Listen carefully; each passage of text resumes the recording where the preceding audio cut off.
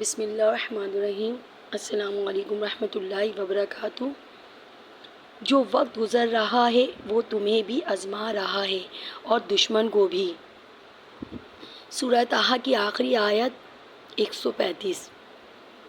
کہہ دو ہر ایک انتظار میں ہے، سو تم بھی انتظار کرو، ان قریب تم جان لو گے کہ کون سے سیدھے راستے والا ہے اور کون ہدایت یافتہ ہے۔ قرآن کا انداز خطاب۔ یہ آیت ان لوگوں کو وارننگ ہے جو حق کو جھٹلاتے ہیں۔ اللہ تعالیٰ فرماتا ہے ہر کوئی وقت کے ساتھ سامنے آئے گا، کون ہدایت پر ہے اور کون گمراہ، وقت فیصلہ کرے گا۔ عبرت کا پیغام۔ جیسے فرعون، نمرود، ابو لہب، سب نے انتظار کیا مگر انجام صرف تباہی تھا۔ یہ آیت مومن کے صبر کو طاقت دیتی ہے اور ظالم کے غرور کو توڑ دیتی ہے۔ یہ آیت مومن کے دل میں یقین، استقامت اور سکون پیدا کرتی ہے۔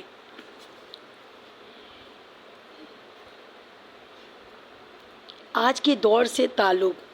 دین پر چلنے والے مذاق کا نشانہ بنتے ہیں، مگر قرآن کہتا ہے کہ انتظار کرو، وقت سب ثابت کرے گا۔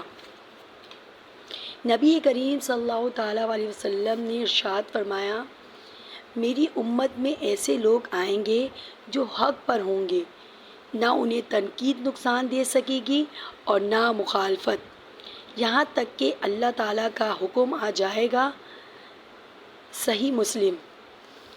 یہ حدیث اس بات کی طرف اشارہ کرتی ہے کہ ہدایت اللہ کی طرف سے ہے۔ وقت سب کچھ واضح کرتا ہے۔ جو حق پر ہوتا ہے وہ تنہا بھی ہوتا ہو تو کامیاب ہوتا ہے۔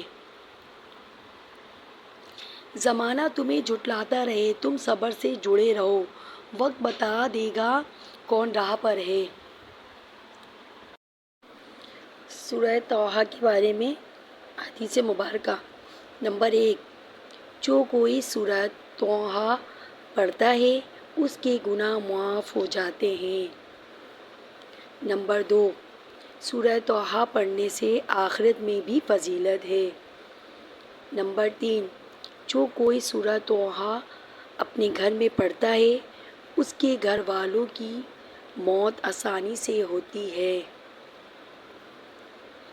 نمبر 4، سورہ طٰہٰ کی آخری آیت پڑھنے سے علم میں اضافہ ہوتا ہے۔ سنن ابن ماجہ۔ نمبر 5، جو کوئی سورہ طٰہٰ کو روزانہ پڑھتا ہے اس کے دل میں ایمان کی روشنی ہوتی ہے۔ سنن ابو داؤد۔ صلو علی الحبیب صلی اللہ تعالیٰ علی محمد صلی اللہ علیہ وسلم۔